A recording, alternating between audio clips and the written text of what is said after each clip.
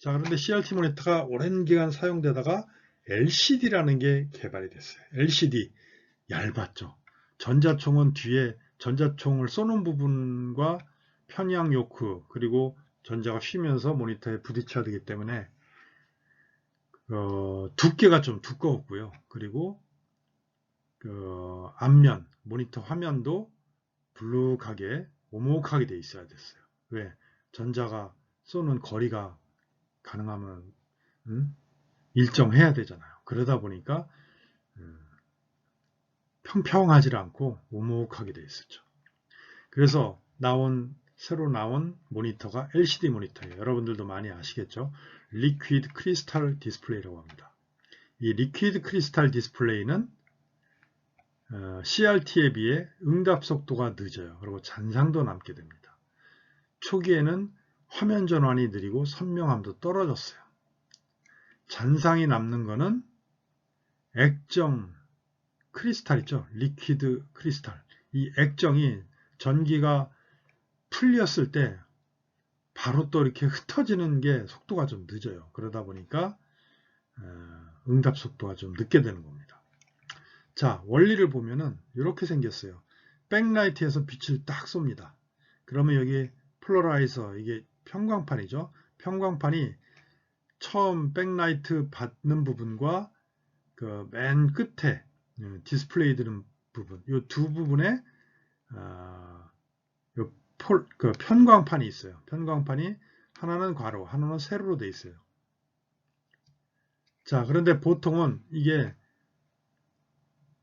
폴라라이즈가 두 개가 가로 세로 겹쳐지면요, 빛이 투과를 못해요. 그렇잖아요, 그죠? 투과를 못하는데 여기에 사이에 뭐가 들어가냐면 TFT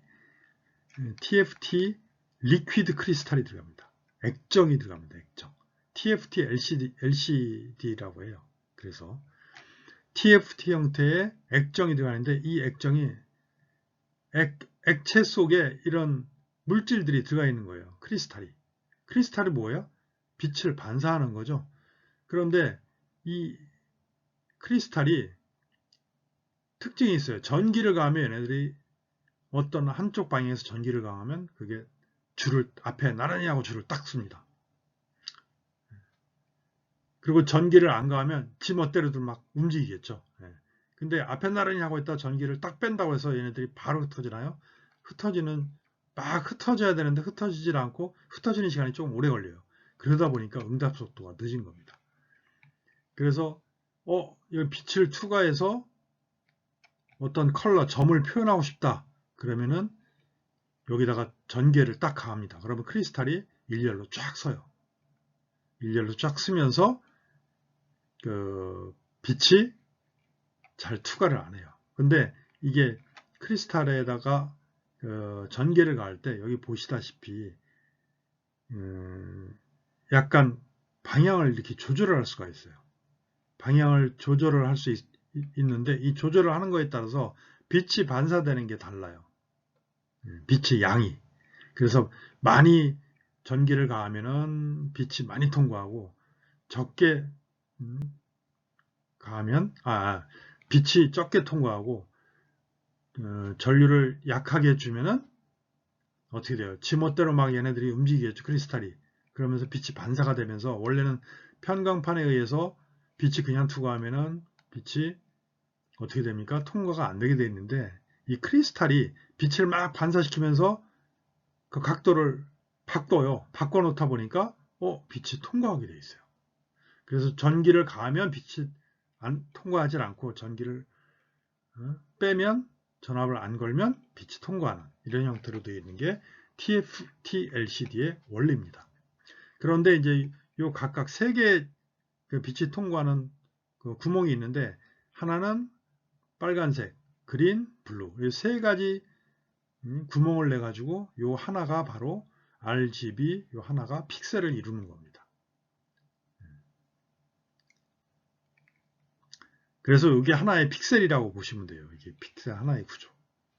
그래서 여기 액정이라는 게 있죠. 여기다가 전기를 가하지 않으면 이게 지멋대로만 움직이면서 이렇게 쫙 빛이 반사가 돼서 결국적으로 통과가 돼요. 근데 얘를 전압을 탁 가하면은 똑바로 서 있죠. 그럼 빛이 반사가 안 일어나요. 난반사가 안 일어나기 때문에 여기서 들어온 빛이 그냥 이쪽으로 편광판이기 때문에 통과를 못해요. 이런 식으로 되어 있는 게 액정 디스플레이입니다. 왜 응답 속도가 늦은지 아시겠죠? 액정 크리스탈이 바로 안 움직여서 그래요. 자, 선명도, 빛을 막 통과하다 보니까 여기저기를 투과를 하다 보니까 빛이 밝기가 많이 떨어지겠죠. 그리고 투과율을 정확히 조절하기가 좀 힘들겠죠. 그러다 보니까 선명함도 떨어지는 거고요. 그래서 CRT에 비해서 품질이 좋지 않아요. 그래서 초창기에 나왔던 LCD 모니터는 CRT에 비해서 획기적이긴 했어요. 얇았고 전기도 많이 적게 쓰고. 그런데 화질은 많이 떨어졌어요. 특히 이게 이렇게 여러 층을 통과하다 보니까 빛이 이 구멍을 통해서 통과하는데 최종 나오는 빛을 이렇게 보는데 이 구멍이 작잖아요. 구멍이 작다 보니까 옆에 가서 보면 이 라이트가 안 보이잖아요. 라이트가 안 보이면 빛이 못 오잖아요. 그러니까 그 모니터 정면에서 바라봐야지 보이고 옆에서 보면은 글씨가 잘 안 보이는 현상이 나타났어요. 그래서 LCD 모니터를 살 때 시야각이 얼마냐 이게 꽤 중요했어요. 시야각이 좋은 거는 뭐였어요? 이 두께를 굉장히 얇게 하면서 빛과 최종 빛이 탈출하는 이 구멍을 사이가 거리가 굉장히 짧으면 각도가 넓어졌어요. 그래서 이거를 얼마나 두께를 얇게 하느냐에 따라서 시야각이 얼마나 좋으냐. 그게 결정이 됐습니다. 그래서 LCD 모니터를 살 때 시야각이 꽤 가격에 영향을 많이 미쳤었습니다. 자, 그런데 LCD 모니터는 이렇게 복잡하잖아요. 만들기도 복잡해요. 비용도 당연히 많이 들겠죠. 그죠? 그래서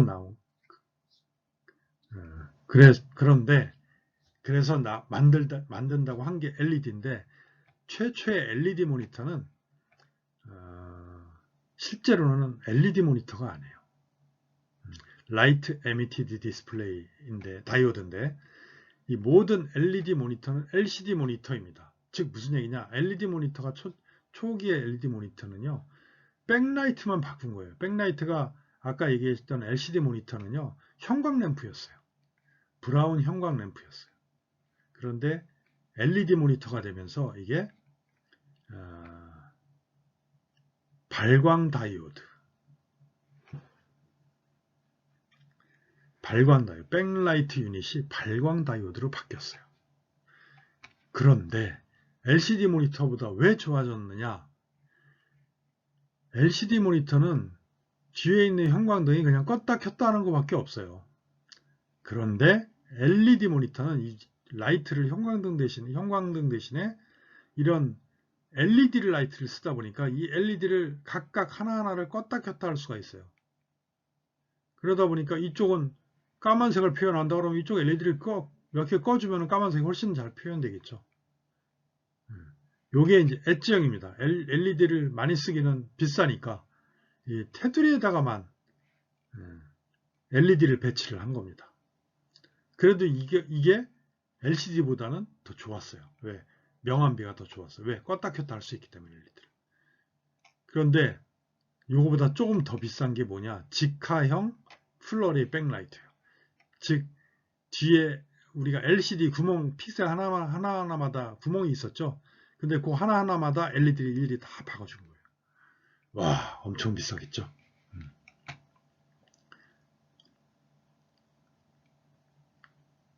이렇게 만들어진 게 LED 모니터입니다. 초창기 LED 모니터 중에 가장 비쌌던 게 직화형. 그리고 요거는 이제 해상도 수만큼 LED가 있는 거죠.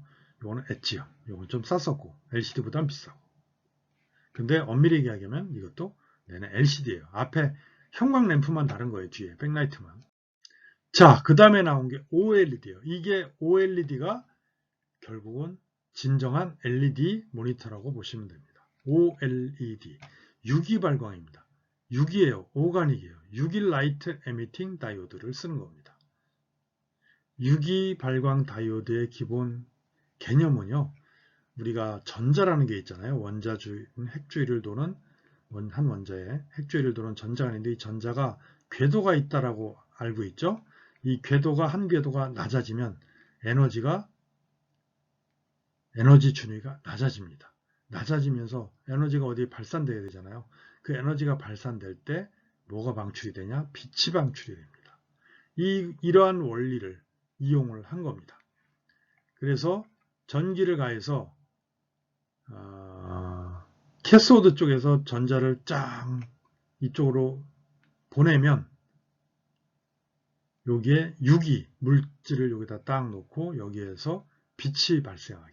그럼 이쪽에 에노드 쪽에서는 전공이라고 하죠. 전자와 전공은 반대로 흐르는 개념입니다. 전자가 이쪽으로 흐른다는 얘기는 전공이 이쪽으로 반대쪽으로 흐른다는 개념이에요. 그래서 전자와 전공이 만나서 여기 중간에서 빛이 발생하도록 하는 겁니다. 그런데 이게 OLED 소자를 이렇게 그냥 이거 한 층만 두면 되는데 이게 여러 층을 만들었어요. HTL, ETL이 있죠. 이게 뭐냐면 ETL은 일렉트론 트랜스포트 레이어, 전자를 전달하는 층. 이거는 홀 트랜스포트 레이어, 전공을 전달하는 층. 이게 뭐냐? 서로 이 전자와 전공이 제대로 잘 움직일 수 있도록. 그래서 그 원리를 여기서 써놨는데 OLED 소자를 여러 층의 구조로 만드는 이유는 유기물질의 경우에 전자와 전공의 이동도가 크게 다르기 때문에 전자 수송층과 전공 수송층을 사용하면 효과적으로 전자와 전공이 발광층으로 이동할 수 있기 때문에 이와 같은 방법으로 발광 효율을 높일 수 있어서 이렇게 여러 층으로 만든 겁니다. 이렇게 만들어진 게 OLED예요. 아마 여러분들 OLED 최강자가 어디 같아요? 최강자는 잘 모르겠고요. TV는 OLED TV는 LG가 강하죠. 왜? LG는 그 넓은 TV 화면 크기 그 크기로 OLED 수율을 높인 겁니다. 그 수율이 삼성보다도 좋은 거예요. 삼성은 넓은 판넬을 못했어요. 좁은, 그래서 삼성은 휴대폰용 소형 OLED 판넬만 생산을 했었어요. 대신에 LG는 대형에 집중을 한 겁니다. 그래서 이 OLED 모니터가 진정한 LED 모니터라고 보시면 됩니다. 자, 그럼 한번 비교를 해볼까요? OLED하고 LCD. LCD는 이렇게 다양한 층이 있어요. 그렇죠? 백라이트, 그 다음에 편광판 앞뒤에 있죠. 그리고 TFT, 액정층이 있고, 빛이 투과하는 구멍, 셀이 있어요. 셀. 그리고 컬러 필터가 있어요. 빛이 통과할 때 컬러 필터, RGB 세 가지. 이렇게 여러 층이 필요한데 OLED는요. 그냥 이게 TFT로 만든 LED예요. 그 반도체 공정을 이용해서 요 OLED 층을 만들면 그냥 여기서 빛이 하나하나 점 하나하나가 그 컬러 하나하나입니다. 그래서 OLED도 역시 마찬가지로 이렇게 RGB 세 가지의 유기발광 다이오드를 세 개를 묶어서 하나의 픽셀을 만드는데 요 TFT OLED 패널 요거 하나면은 끝나요. 그리고 요 인캡 글래스는 그 빛이 투과 그 옆에 있는 빛이 이렇게 간섭하지 못하도록 빛이 나가는 그 셀 하나하나마다 가이드를 해주는 역할을 하는데 사실 이게 없어도 돼요. 그리고 편광판 딱 하나 있습니다. 그러니까 두께가 LCD에 비해서 OLED가 훨씬 얇겠죠. 그러면 제조 비용은 어떤 게 많이 들까요? LCD가 많이 들어요. 아무래도 부품이 많잖아요. 그리고 고장률은 생산을 했는데 수율이라고 하죠. 수율은 어떤 게 좋을까요? 수율. 즉 100개 생산했는데 몇 개 팔아먹을 수 있는 게 나올까요? 그게 이제 수율인데 수율도 LCD보다는 OLED가 더 좋아요. 그래서 우리나라 그 LCD 산업을 중국에 다 뺏겼죠. 삼성하고 LG에서 줄 수밖에 없었어요. 왜? 중국 애들이 엄청나게 저가 공세를 하잖아요. 대신에 우리나라는 OLED 쪽에 사활을 걸었죠. 물론 모니터는 LCD 모니터가 아직도 많이 쓰이고 있어요. 싸기 때문에. 자, 그 다음에 OLED 다음에 나올 그 기술이 QLED라는 겁니다. 이건 뭐냐? 퀀텀 닷이에요. 기본 원리는 OLED랑 동일합니다. 그런데 이 퀀텀 닷은 그 셀 크기가 수 나노미터의 반도체 결정으로 만들어질 수가 있어요. 그러면 어떻게 돼요? 우리가 해상도 그 동일한 면적에 픽셀 수를 몇 개를 넣을 수 있느냐, 그거를 결정하는데, 퀀텀 닷 디스플레이는 OLED에 비해서 몇백 배가 더 빽빽하게 집어넣을 수가 있어요. 점이 충분히 안 보일 수 있을 정도로. 그리고 OLED하고 또 다른 점은 QLED는요, 무기물이에요. OLED는 유기물을 쓰거든요. 근데 유기물은 버닝 현상이라고 생겨요. 유기물이니까 탑니다. 쉽게 타요. 그러다 보니까 수명이 길지가 못해요. 근데 무기물로 만들면 수명이 엄청 길겠죠. 그리고 OLED하고는 약간 다르게 OLED는 그 유기물의 종류에 따라서 컬러가 바뀌는데, 퀀텀 닷 디스플레이 QLED는요, 입자의 크기에 따라 색깔이 다릅니다. 밑에 그림이 있죠. 입자의 크기에 따라서 색깔이 다르게 나와요. 이 원리는 여러분들이 관심 있으신 분들은 한번 인터넷 검색해 보시면 공부하실 수 있어요. 그리고 QLED는 OLED에 비해서 고해상도, 그리고 순도도 굉장히 높습니다.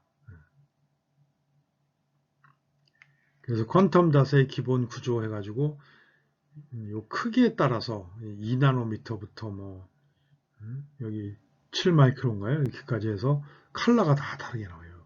요 셀의 크기에 따라서. 그래서 퀀텀 닷 디스플레이가 나오면 OLED는 깨갱할 겁니다. 일단 해상도에서 게임이 안 돼요. 순도도 그렇고.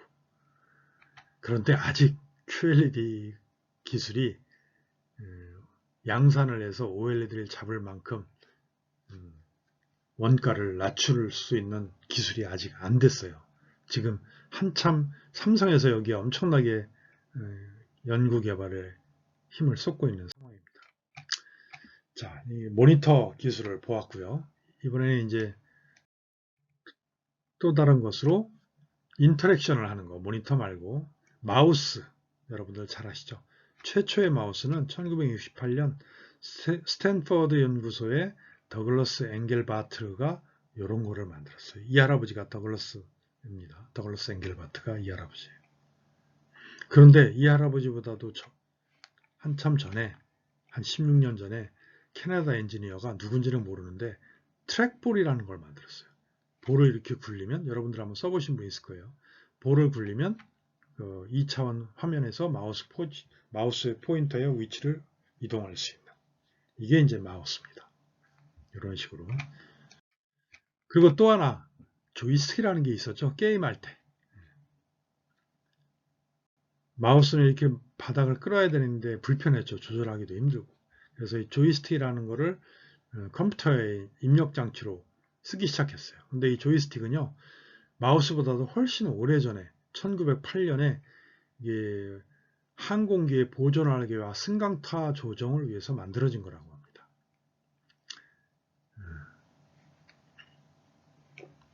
그리고 이 조이스틱이 이렇게 현재 발전이 돼 있죠. 그 다음에 터치패드, 우리 노트북에도 있죠. 터치를 해서 이렇게 움직이는 거. 전용 터치패드도 이렇게 노트북이나 컴퓨터 연결해 쓸 수 있었고요. 조그만 것도 있고. 자, 그리고 또 최근에 많이 연구되고 있는 것 중에 하나가 제스처 인식이죠. 심지어는 여러분들 핸드폰에서도 어느 정도 제스처 인식이 되죠. 제스처 인식의 가장 대표적인 거, 우리가 가장 쉽게 접할 수 있는 거는 뭐냐면은 닌텐도인가요? 소니인가요? 거기서 복싱하는 게임 같은 거 있었어요. 그죠? 손에 잡고서 빵빵빵 치면은 TV 모니터에서 내가 게임하는 거, 게임이 가능했죠. 그게 바로 일종의 제스처 인식입니다.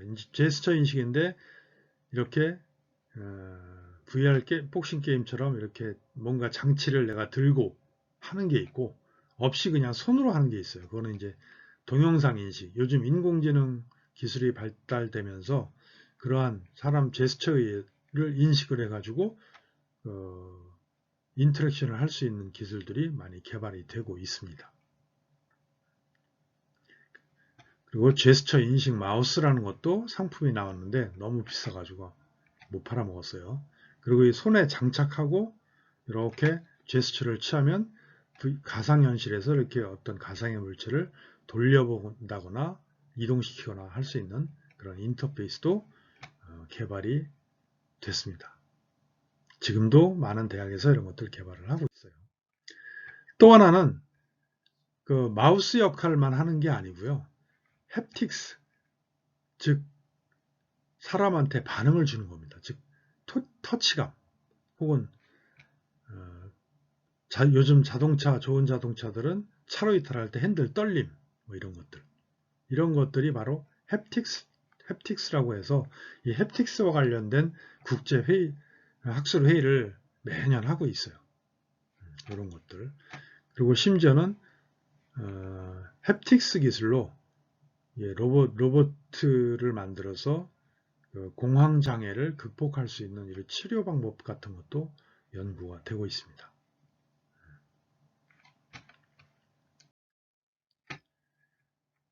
자, 음성 인식 기술. 우리 많이 쓰고 있죠. 쉬리 뭐 이런 거. 핸드폰. 그리고 자동차도 요즘 음성 인식으로 해서 많이 되죠. 내비게이션 같은 거. 또 뿐만 아니라 이 단순히 그냥 그 보이스를 텍스트로 바꿔서 어떤 명령을 전달하는 것 뿐만 아니고 이 보이스로부터 감성을 분석하는 솔루션까지도 요즘 개발이 되고 있어요. 도대체 어디까지 개발이 될지는 끝이 없겠죠. 저도 모르겠어요. 자, 이렇게 해서 컴퓨터와 사람과 사이에 대화하는 입출력 기술에 대해서 공부를 해봤습니다. 수고하셨습니다.